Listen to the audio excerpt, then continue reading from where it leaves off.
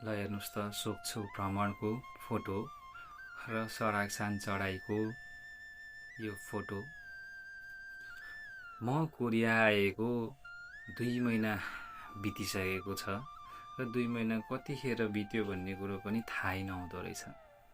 यसै क्रममा अहिले पर्न गएको गर्मी बिदाको हामीलाई 5 दिनको समयमा सराकसान सोक्छु सिटीमा भएको सराकसान पहाड चढ्ने एउटा रहर जाग्यो। सबै कम्पनीका साथीभाइ दाजुभाइ मिल्यौँ र त्यहाँ जाने प्लानिङ गरेर हामी अगाडि बढ्यौँ।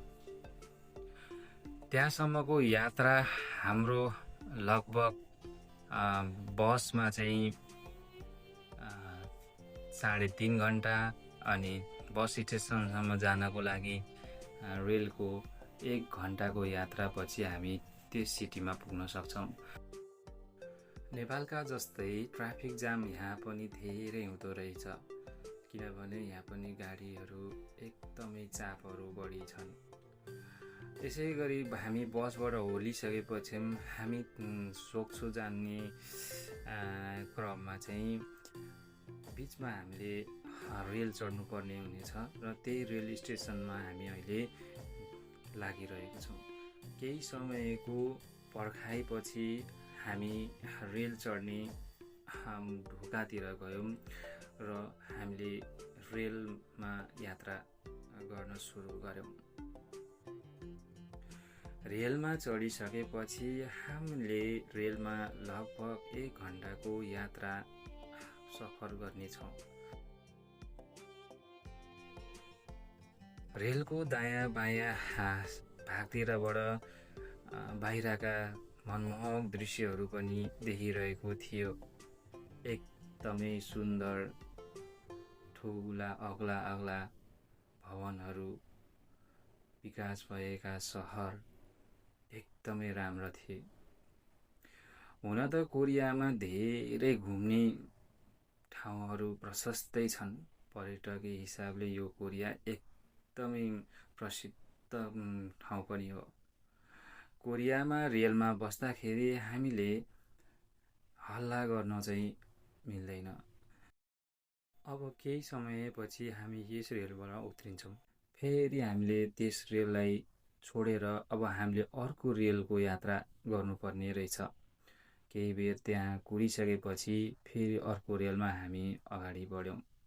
हामीले यस भिडियोमा देखेको यो नदी चाहिँ हानगाङ नदी रहेछ। यो कोरियन भाषा पढ्ने बेलामा हामीले यसको बारेमा धेरै पढ्यौँ। एकदमै ठुलो नदी अनि एकदमै सुन्दर यस्ता पुलहरू धेरै देख्यौँ। कोरियामा विश्वको 10औं स्थानमा पर्ने धेरै पुलहरू निर्माण भएको छ। यात्राको क्रममा अब हाम्रो रेलको यात्रा पनि सकिएर हामी रेलबाट ओर्ल्यौँ र बस स्टेसनमा हामीले बसको टिकट काटेर केही खाना खानको लागि चाहिँ हामी अगाडि बढ्यौँ। खाना खानको लागि हामी कोरियन रेस्टुरेन्टमा छिर्यौँ र कोरियन खाना खायौँ र भाग्यवश त्यहाँ नेपाली बहिनीहरू पनि काम गर्दा रहेछन् र भेटेर धेरै खुसी लाग्यो। उहाँहरू चाहिँ स्टुडियोमा आएर यहाँ काम गर्नुहुँदो रहेछ। सो हामीले चाहिँ कोरियन खाना यो एकदमै मिठो लाग्यो।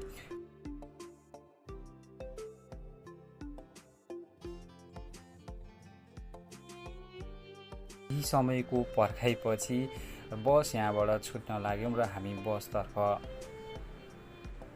भित्र छिर्नको लागि रेडी भएर बस्यौँ। दाइहरू सबैजना एक्साइटेड र सबैजनाको लागि यो नयाँ ठाउँ थियो भ्रमणको लागि। मेरो लागि त यो नयाँ नै भयो, किनभने म त पहिलोचोटि यहाँ कोरियामा मतलब 2 महिना मात्र समय भएको छ र यो 2 महिनाको क्रममा मैले धेरै ठाउँहरू पनि घुम्ने अवसर पाएको छु। यताउता हेर्दाखेरि नेपालको जस्तै दृश्य हेर्नुहोस् न, कति डाँडा, हरियाली, जङ्गल, मनमोहकले नेपालको झझल्को त्यसै आइरहेको छ। एकदमै सुन्दर स्वच्छ वातावरण अनि मौसम पनि राम्रो, कति सुन्दर छ कोरिया। यसै क्रममा हेर्दाखेरि मैले तपाईँहरूलाई त्यो बिचको यात्रामा देखेका कुराहरूलाई पनि यसरी देखाएँ। हेर्दाखेरि ठ्याक्कै नेपाल जस्तो देखिन्छ। यसरी भिडियो खिच्दै जाँदाखेरि कतिखेर सोक्चु सहर आइपुगेछ भनेर पनि पत्तै पाएन। यो देखिरहेको समुद्रको किनार भनेको सोक्चुमै पर्छौँ। हामीले आफ्नो सामानहरू मोटेलमा राखिसकेपछि मनले थाम्न नसकेर हामी सबैजना मोटेलबाट अथवा बस्ने ठाउँबाट चाहिँ निस्केर समुद्रको भ्यू हेर्नलाई हामी निस्क्यौँ। सबैजना एकसाथ अघि पछि गर्दै हामी अगाडि बढ्दै भ्यू हेर्नको लागि अगाडि निस्क्यौँ। समुद्र हेऱ्यो, निलो, कति सफा पानी, पौडी खेलौँ मन लागिहाल्यो। यहाँ आइपुग्दा पनि अझ पनि घाम बाँकी नै थियो।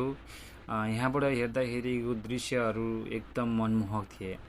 घुम्नको लागि एकदमै राम्रो र यहाँ नेपाली मात्र नभई विदेशीहरू पनि एकदमै धेरै घुम्न आउँदा रहेछन् र कोरियनहरू पनि गर्मी छल्नको लागि यो सोक्चु सहरमा चाहिँ आउँदो रहेछ। मलाई त लाग्छ यो सोक्चु चाहिँ हाम्रो फेवा तालसँग चाहिँ मिल्दोजुल्दो देखिन्छ।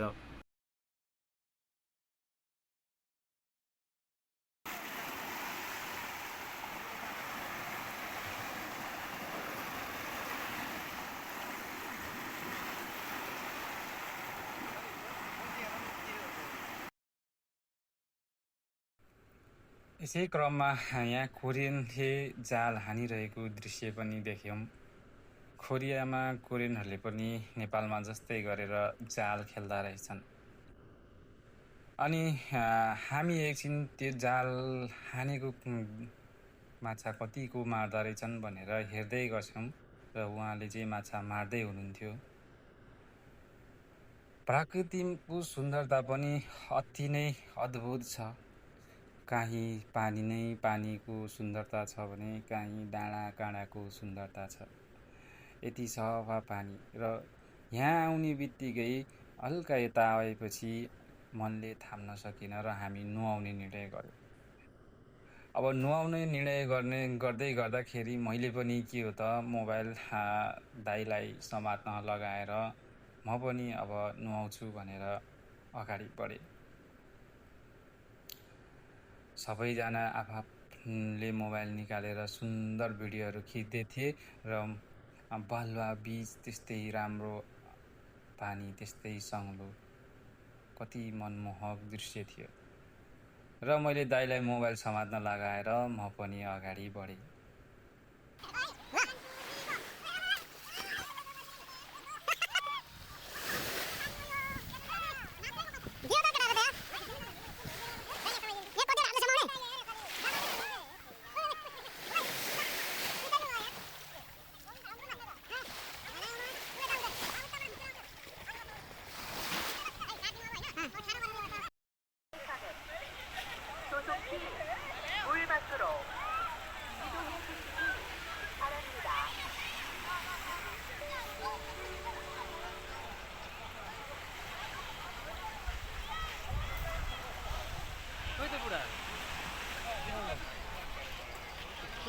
समुद्र खेलिसकेपछि अब हाम्रो योजना भनेको खाना खानेतिर थियो र हामीले कोरियन होटेल खोज्दै क्रममा गएर कोरियन होटेलमा गएर खाना पनि खायौँ र खाना खाइसकेपछि चाहिँ हामी फेरि त्यहाँबाट एकछिन नाइट भ्यू गरौँ भनेर एकछिन हामी त्यहाँबाट हिँड्यौँ र त्यो रातको 11 बजीसम्म चाहिँ हामी घुमेपछि यहाँबाट देखिने रातिको भ्यूजहरू पनि, त्यहाँ बस्ने हावा पनि खाएर एकछिन त्यहीँ बस्यौँ र बसिसकेपछि अब हामी पूर्ण सुत्न जाने निर्णय गरौँ र सुत्न गयौँ। दोस्रो दिन सोक्चु आएको दोस्रो दिनमा चाहिँ बिहान 6 बजे उठेर आउँदा यति सुन्दर यो दृश्य देखियो जुन मैले कल्पना गरेको थिएन। यो चाहिँ कोरियाको एउटा बन्दरगाह रहेछ जहाँ चाहिँ मछुवाराहरूले चाहिँ माछा ल्याएर बेच्ने गर्दा रहेछन्। यस्तो ताल पछाडि सुन्दर पहाड र जाडो महिनामा चाहिँ हिउँ परेर त्यो पहाडहरू पनि पुरै सेताम्मै हुँदो रहेछ। ठुला ठुला जहाजहरू पनि आउँदा रहेछन्। जति हेरे पनि हेरौँ लाग्ने यति सुन्दर दृश्य यहाँ देखियो। यो समुद्र पारी चाहिँ जापान रहेछ। यो जापानलाई छुट्याउने समुद्र रहेछ। यहाँ केही छिन बसिसकेपछि रुमबाट मलाई कल आयो र हामी सराक्सान पहाड चढ्नेतर्फ लाग्ने भन्ने कुरा भयो। यो देखिरहेको पहाड चढ्न जानेवालामा छौँ र यो हो सराक्सान पहाड। कोरियाकै तेस्रो अल्को पहाड सराक्सान राष्ट्रिय निकुञ्जभित्र चाहिँ छेचङबोङ भन्ने एउटा पहाड छ, जुन पहाड चाहिँ चढ्ने भनेर हामी आएका थियौँ। मनमोहक दृश्य हेरेर मन थामिरहँदा अब म यहाँबाट निस्किएँ। अब रुममा गइसकेपछि अब माथि पहाड चढ्नको लागि तयार गर्नुपर्ने सामानहरू रेडी पार्नको लागि रुम जानुपर्ने थियो।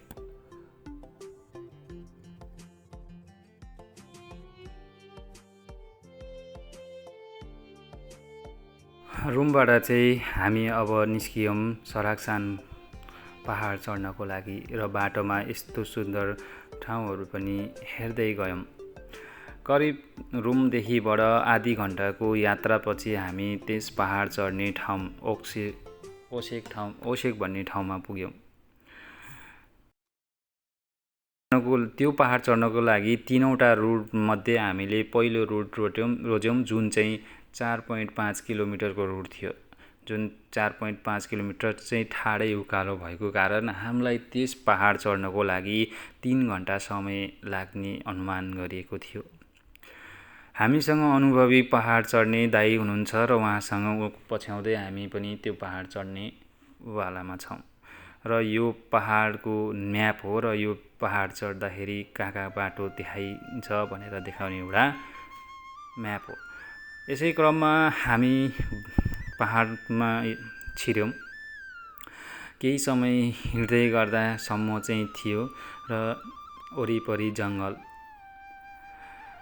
घना जङ्गल, यता पनि जङ्गल उता पनि जङ्गलको बाटो थियो र मानिसहरू ट्रेकिङ गर्न कोरियनहरू पनि आइरहेको थियो र आवाजात भइरहेको थियो। हामी चाहिँ ढिलो भएको कारणले गर्दा कोरियनहरू चाहिँ माथि चढेर पनि आइरहेको थियो। हामी चढ्ने समय अहिले ठिक यहाँ कोरियाको चाहिँ 11 बज्न लागेको थियो। यस्तो राम्रोसँग बनाएको थियो बाटो कि अप्ठ्यारो बाटोहरूमा यसरी वेल्डिङ गरेर भर्याङ बनाएको थियो। प्राकृतिक कुराहरूलाई मानव केही साधनहरूले यति सुन्दर बनाएको थियो कि कुरा गरेर र बयान गरेर साध्य थिएन। यति सुन्दर ठाउँ चढ्दै जाँदाखेरि थकान त्यत्तिकै लागे पनि त्यहाँका दृश्यहरूले ती थकानहरूलाई मेटाउँदै थियो। हामीसँग खानाको लागि चकलेट, बर्गर अनि पानी प्रशस्त मात्रामा थियौँ। सबैले ब्यागमा हालेर हामी उकालो उक्लिँदै थियौँ। यसरी उकालो उक्लिँदै गर्दाखेरि सबैले आफ्नो एउटा भिडियोहरू पनि बनाउँदै अगाडि बढिरहेका थियौँ। यसरी हिँड्दै गर्दाखेरि बाटोमा देखिने यस्तो सुन्दर दृश्यमा एकदम आनन्द थियो। ठाउँ ठाउँमा यस्ता क्याम्पहरू बनाइएका थिए जुन चाहिँ आराम गर्न अथवा केही खानेकुराहरू किन्नको लागि ठाउँहरू थिए। यसरी काठद्वारा बनाइएका पुलहरू एकदम सुन्दर थिए। यी सब सामानहरू यहाँनिर गाडी आउने सम्भव छैन र यो हेलिकप्टरबाट लिएर आएर सामानहरू तयार पारेर बनाएको थियो। नेपालको जस्तै याद आउने खोल्चा, झरना र जङ्गल एकदमै प्रशस्त मात्रामा थियो र मैले यहाँ आउँदाखेरि म नेपालमा छु जस्तो फिल भयो। सायद हाम्रो नेपालमा पनि विभिन्न अल्का पहाडहरूमा यस्ता विकास गरेर पर्यटक तान्न सके। यसै क्रममा आउँदै गर्दा माथि टुप्पामा आइपुग्यौँ र माथि टुप्पामा आइपुग्दा हामी मात्र नभए अरू मान्छेहरू पनि अर्को रुटबाट आइसकेका रहेछन्। यहाँ आइसकेपछि यत्रो चढ्न लागेको दुःख सबै बिर्स्यौँ। हावा सिरेर आउने सबैभन्दा अल्को पहाडमा आफू उभिएकोदेखिबाट सबै तलतिर होचा पहाड र त्यहाँबाट देखिने दृश्यले एकदम मन हर्षित बनाइरहेको थियो। यहाँबाट देख्ने चुच्चा अग्ला पहाडहरू सबै यो नागेर आउँदाखेरि एकदम खुसी लागेको थियो। यो कुनै यसलाई चढ्न सजिलो भने पक्कै थिएन, निकै कष्ट गर्नेछ। यस्तो राम्रो दृश्य जो कोहीले अनुभव गर्न पाइँदैन आफ्नो आँखाले। यसरी पहाड चढ्ने क्रममा आज मैले यो कुराहरू सिकेँ। यसरी पहाड चढिसकेपछि नेपालको झन्डा काँधमा लिएर फोटो खिच्ने भिडियो बनाउने क्रम पनि जारी भयो। यो यादगार पल सदैव हुनेछ। यसरी सबै हामी 6 जना यहाँ फोटो खिचिसकेपछि अब झर्ने निर्णय गऱ्यौँ। एकैछिन यहाँ धेरै टाइम नलिकन हामी तल ओर्लिनु पर्ने थियो, किनभने हामीसँग टाइम थिएन। किनभने हामी अब 10 किलोमिटर हिँड्ने झर्नुपर्ने थियो। हामीले आएको रुट नहेरेर अब अर्को रुट जाने भन्ने कुरा थियो। 10 किलोमिटरको हिँडाइपछि बल्ल हामी बस स्टेसनसम्म पुग्ने थियौँ। 10 किलोमिटरको हिँडाइ भनेको पक्कै सहज थिएन, जुन 4.5 किलोमिटर पहिल्यै उकालो उलिसकेका थियौँ। यता पनि पहाड उता पनि पहाड। यहाँ चाहिँ जाडो महिनामा हिउँ परेर एकदम सुन्दर हुन्छ। यसै क्रममा हामी तल झऱ्यौँ। तल झर्ने क्रममा हामीलाई पक्कै 7-8 घन्टा लाग्यो। सबैको खुट्टा कसैको दुखेर ब्यान्डेज बाँधेको र यताउति हेर्दा यत्रो पहाड चढेर हामी माथिबाट आयौँ।